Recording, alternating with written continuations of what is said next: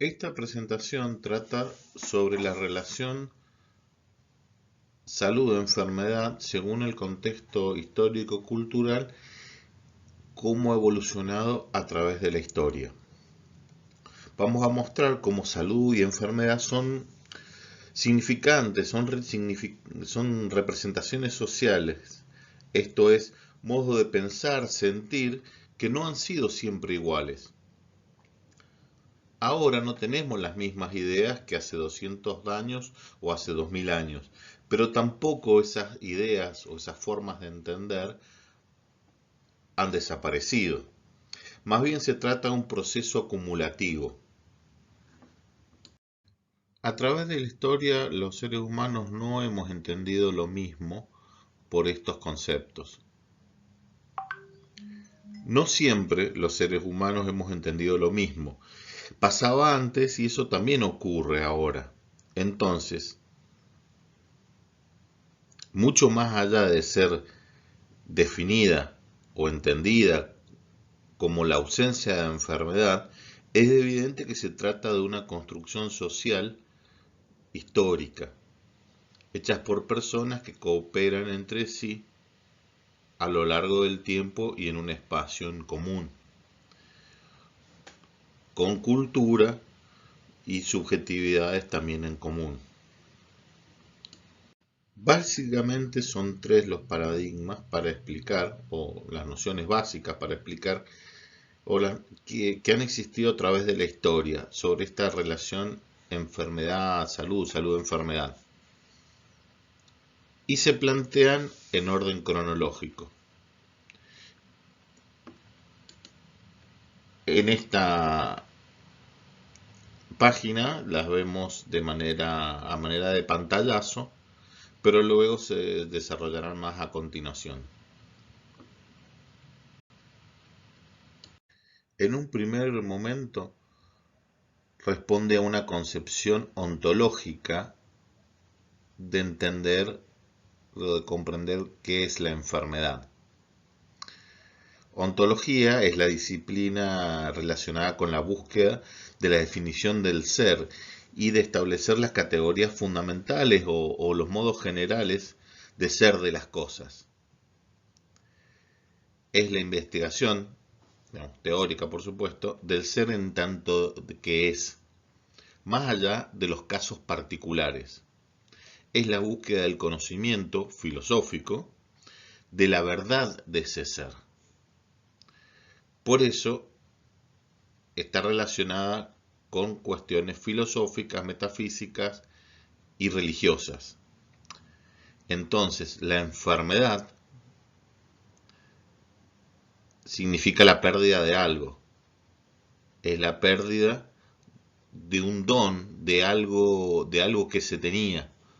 Y de algo que se tenía que fue otorgado por alguien externo, por la divinidad, por un dios, por algo más allá de uno. Representa algo malo, representa un castigo la enfermedad, algo que le ocurre a la persona por algo que hizo o que no hizo, por una transgresión a los ojos de la divinidad. Por algo será, algo habrá hecho. Ejemplo de este algo habrá hecho sería, por ejemplo, la lepra. En el Antiguo Testamento es un ejemplo de enfermedad a causa de una transgresión. Esa transgresión no se sabe a ciencia cierta, sino se puede intuir. Así, el rol del médico es el de ser un mediador. Es un instrumento de la curación, un instrumento de la restitución a la situación inicial, pero no es el que cura, es el instrumento de la divinidad.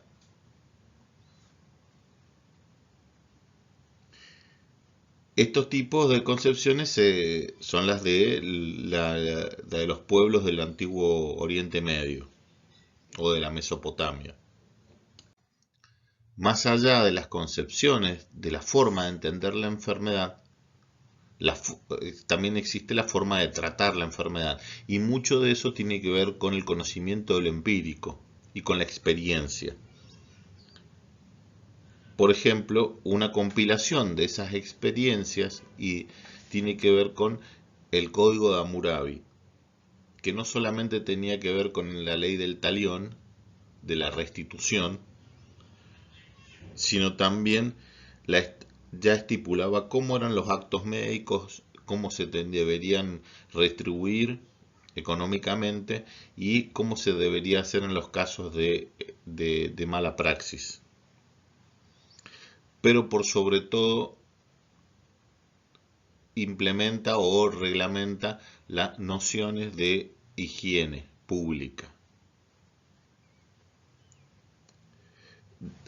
Tan importante es hasta hoy que con la mano izquierda es la mano con que se come y que se saluda.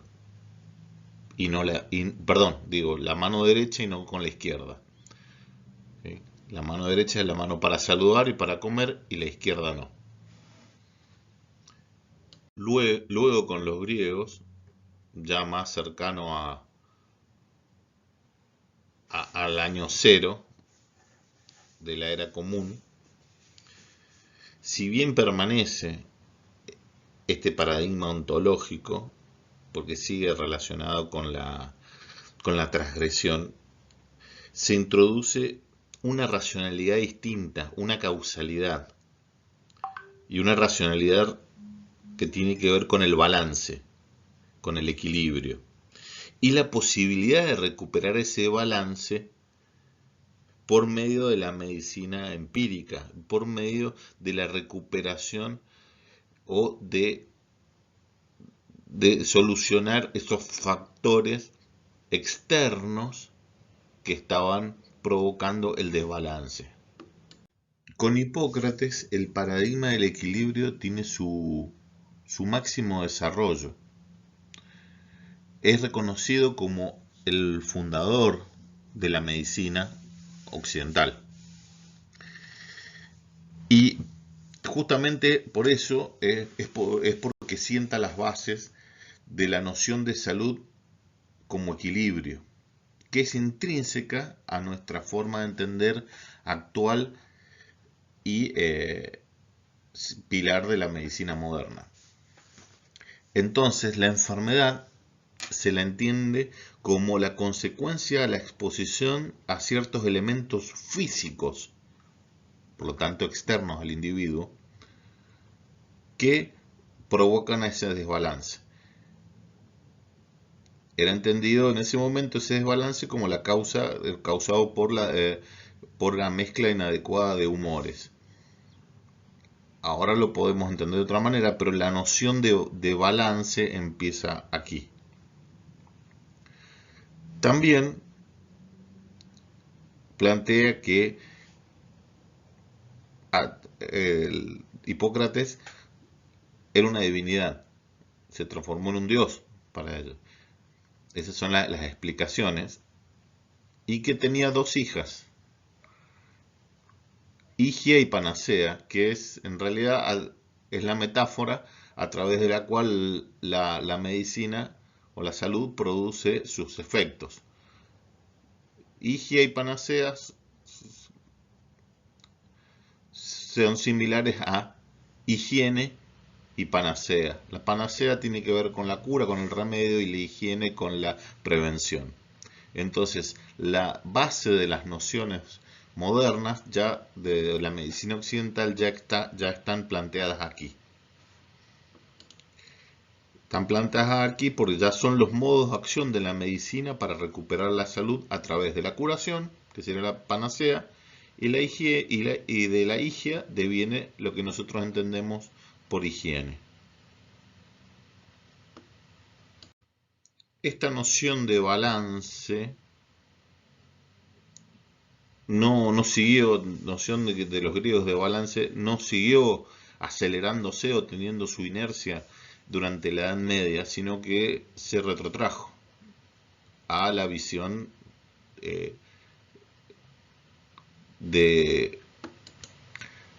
se retrotrajo a una visión más ontológica anterior, donde lo religioso pesaba mucho.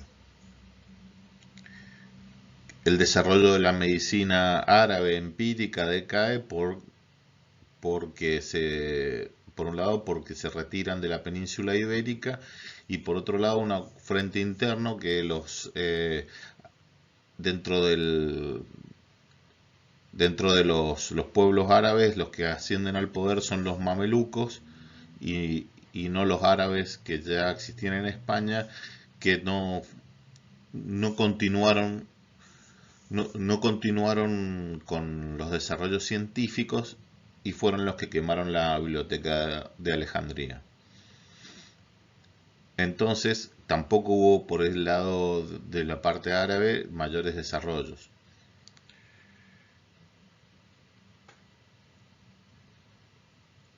Otro punto de la Edad Media son los hospitales. Nosotros tenemos como concepto de hospital, digamos, hospital, entendemos hospital, pero no casa de salud o casa de enfermos.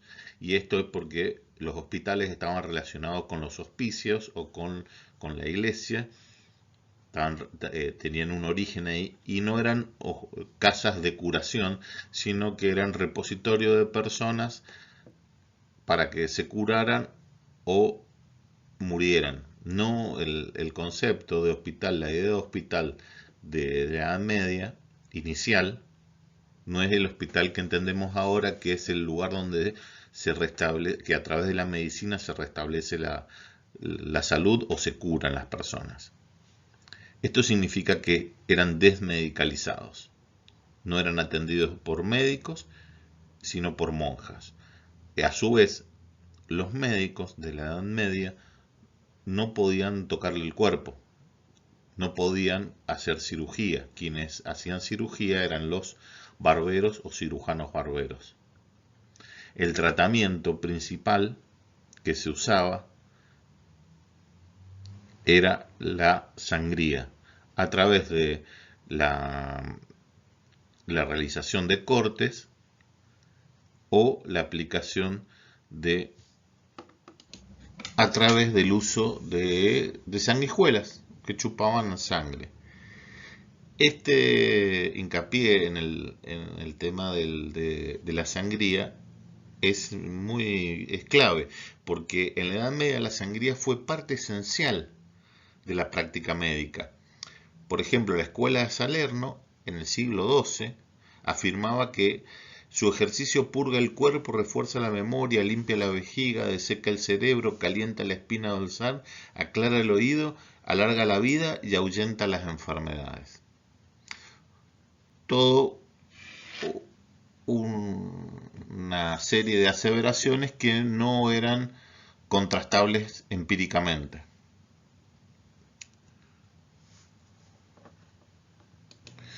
Se recuerda que en la Edad Media las cirugías estaban prohibidas por la Iglesia, no existía experimentación.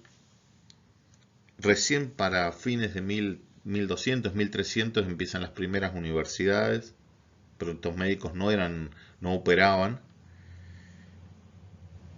y no existía esa experimentación. Recién para el Renacimiento empieza la experimentación, empieza lo que se conoce como el nacimiento de la clínica, empiezan a mapearse, en sentido, empieza a dibujarse el cuerpo humano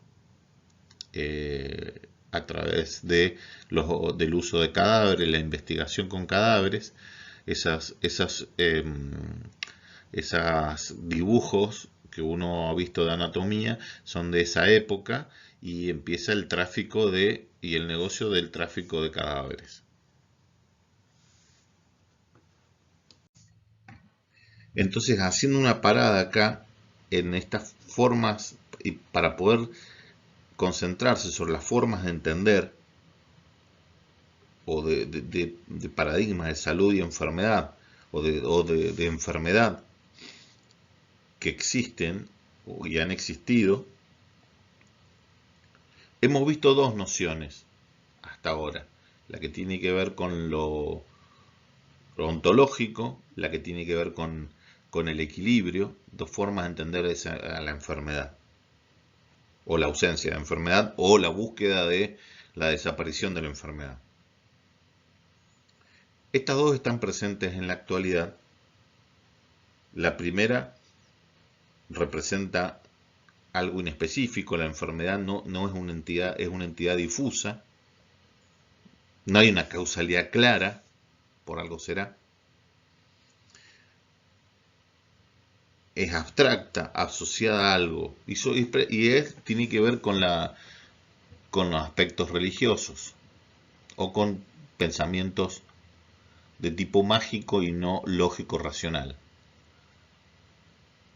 Luego, con los avances de la medicina y el estudio de los trastornos, el estudio a través del diagnóstico y el análisis de los síntomas por parte de los médicos a partir de 1600, 1700, se va estudiando la evolución de las enfermedades en las mismas personas y se va pudiendo discernir cuáles síntomas corresponden a distintas enfermedades, a cuáles enfermedades. Entonces se va construyendo esa noción de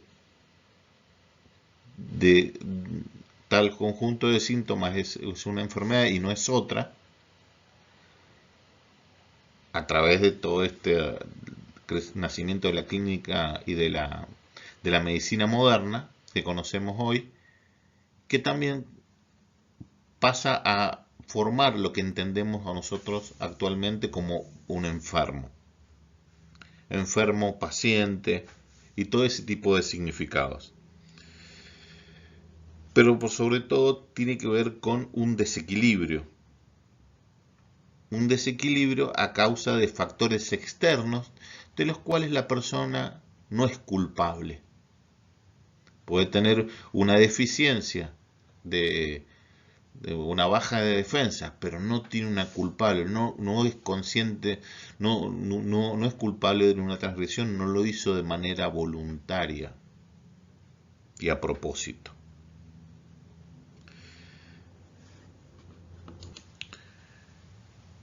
Por último, tenemos un tercer paradigma que ya es más del siglo XX, que no reemplaza a los anteriores, pero da a entender otras formas de enfermedad.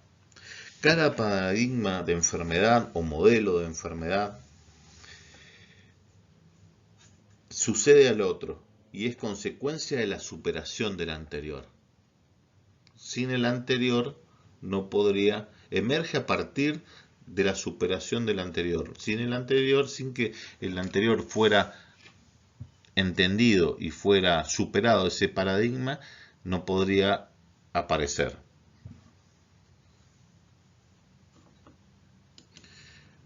Dentro de lo que es el tercer paradigma en las enfermedades crónicas y degenerativas, quiere decir son enfermedades en las que se puede sobrellevar la vida, así que se puede vivir. Son enfermedades que pueden tener secuelas o son enfermedades que puede llevarlas y puede ampliar su espectro de actividades o su espectro de vida. Por ejemplo, el cáncer como enfermedad no existía hace miles de años, 1000 años, entendido como la entidad que la conocemos ahora. Los síntomas existían, pero no se configuraba esa enfermedad. Tal vez pasaban desapercibidos hasta que la persona se moría. Entonces, se morían, pero no de una enfermedad conocida, de algunos síntomas, y dejaban de trabajar o dejaban de tener sus actividades, las personas se morían. Pero no configuraba una enfermedad como la entendemos en estos momentos.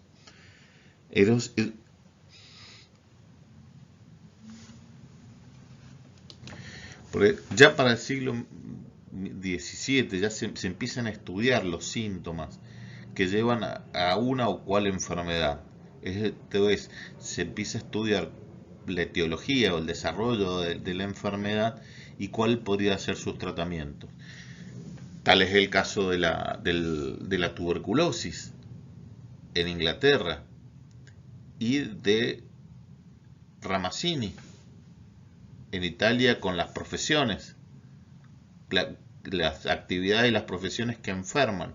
Entonces se va se va analizando qué cosas, qué factores son los que producen tales o cuales síntomas que conducen a tales o cuales enfermedades. Se va haciendo todo ese proceso de entender la transmisión, la generación, la transmisión de la enfermedad, más allá de no contar con instrumentos de medición como un microscopio. Esto es, aparece la medicina, aparece la clínica tal como la conocemos y antes de que existiera el microscopio. Se empieza a dar más importancia al detalle de los signos, de los síntomas, y aparece el enfermo como condición social, en el sentido que es un enfermo que tiene un tiempo de enfermar. Esto es, la enfermedad evoluciona en la persona, no es que directamente cae postrado y al tiempo muere, como sería en el caso de las enfermedades como la peste paradigmática de 1300 de la peste negra, esas enfermedades que se llevaban a 1/3 de la población. Ahora se sabe cómo y por qué se puede contagiar. Con Jenner se empiezan con las vacunas, se empiezan a desarrollar métodos para poder aliviar o evitar las enfermedades. A través de la posibilidad de estudiar ese devenir o cómo se produce la enfermedad en la persona, se la puede estudiar y se puede descubrir o conocer cuál es su historia natural, su evolución a través de los síntomas. Y entonces aparece la terapéutica, aparece la posibilidad de la curación o de solucionar los síntomas. En principio fue el aislamiento, que es parte de la concepción ontológica, el aislamiento de las personas infectadas, pero luego dio lugar a medidas farmacológicas, a medidas de higiene personal. Y esto hace que la persona que se enferma permanezca más tiempo, viva más tiempo enfermo y se la pueda estudiar. En el sentido que se conocen los síntomas desde que comienzan hasta que se desarrollan. Y eso va generando una idea y una visión de lo que es el enfermo, la persona enferma. Se reconocen inicialmente los síntomas iniciales y luego los posteriores. Y hay una causalidad. Entonces aparece el rol del paciente como lo entendemos ahora. Paciente en el sentido de que espera, un rol pasivo, donde es el médico o el profesional que hace las curaciones en un lugar especial. Entonces, esta concepción dinámica que se aplica a las enfermedades infectocontagiosas, con la aplicación del microscopio, con la invención del microscopio y todas esas tecnologías produjeron, y las vacunas, por supuesto, produjeron a principios y mediados del siglo XX avances tremendos en la salud de las personas, en el restablecimiento de la salud, en la curación y también en el evitar enfermarse de grandes poblaciones. Quiere decir que tuvo éxito. Y este éxito y esta eficacia de la medicina curativa y de la higiene, de los planteos de higiene pública en atacar las enfermedades transmisibles, recordar el tema del cólera, ¿sí? Del cólera de las ciudades, alcantarillas, separar los baños, hizo que otras enfermedades aparecieran, ¿sí? Otro patrón de enfermedades aparecieran y que se empezaran a notar que eran algo distintas de las infectocontagiosas, que las ya conocidas.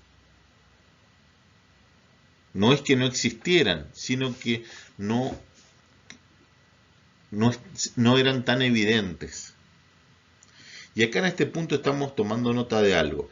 Las enfermedades no desaparecen, sino que un patrón de enfermedades es reemplazado por otro patrón de enfermedades. Y esto tiene que ver con las transiciones epidemiológicas, aspecto que lo veremos luego. La eficacia en combatir la enfermedad transmisible da como resultado la curación sin secuelas y con secuelas.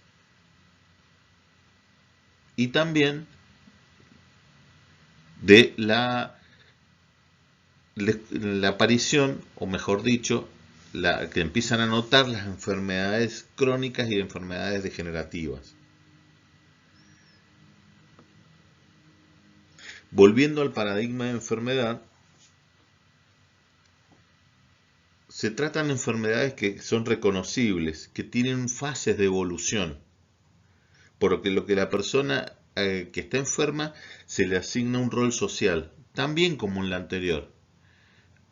¿Sí? Pero ¿qué pasa? En este caso, estas enfermedades, al no tener un patrón infectocontagioso, no provocan esa situación de tener que ser paciente en el sentido de estar aislado y en reposo.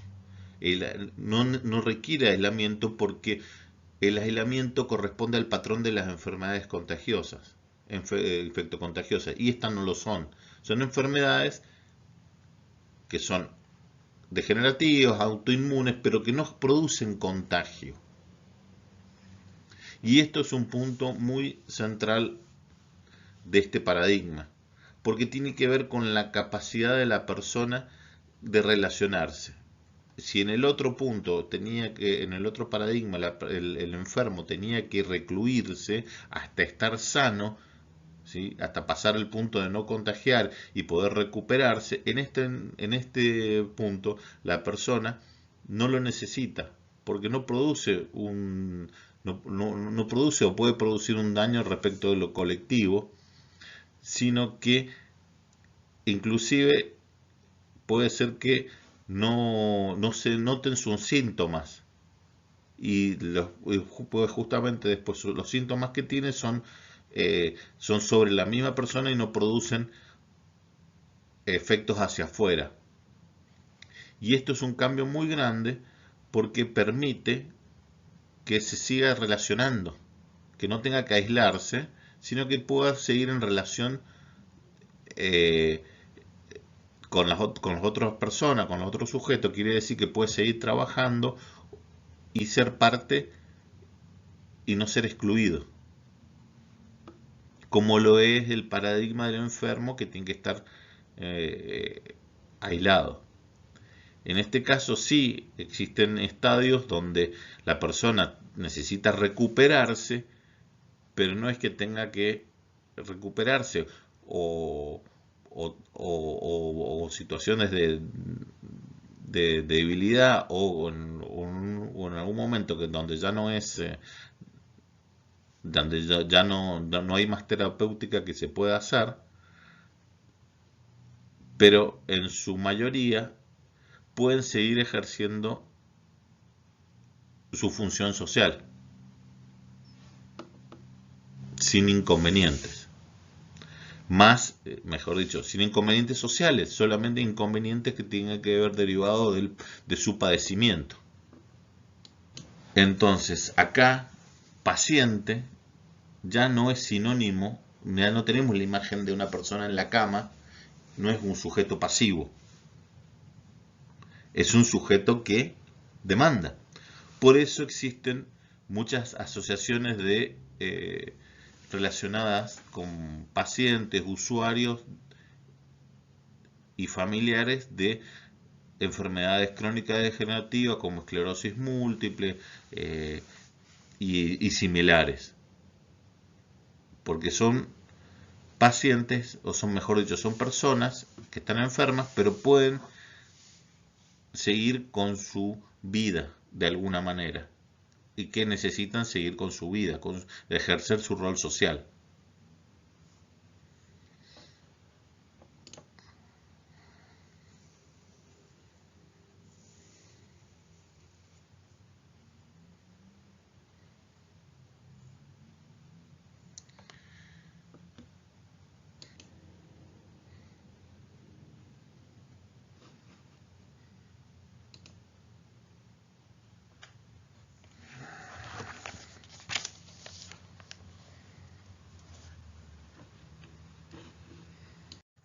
Entonces, esta tercera forma de entender o paradigma tiene que ver de lo crónico degenerativo con este rol del enfermo. Enfermo es un paciente que espera, que no productivo, pero también empieza a verse que la enfermedad en este tercer paradigma de las enfermedades crónico-degenerativas, la enfermedad no define a la persona. La persona es más que la enfermedad, en el sentido que es parte de él, pero le permite seguir teniendo un rol social más allá del rol de enfermo. Entonces, ¿cuáles son los hitos que tienen que ver con esta noción? La centralidad del trabajo, desde el siglo XIX en adelante, el desarrollo industrial, asalariado, toda esta relación entre salud y trabajo y necesidad de estar sano, y la capacidad para poder estar sano y restaurar la salud. Porque la enfermedad es la incapacidad para poder tener todo eso.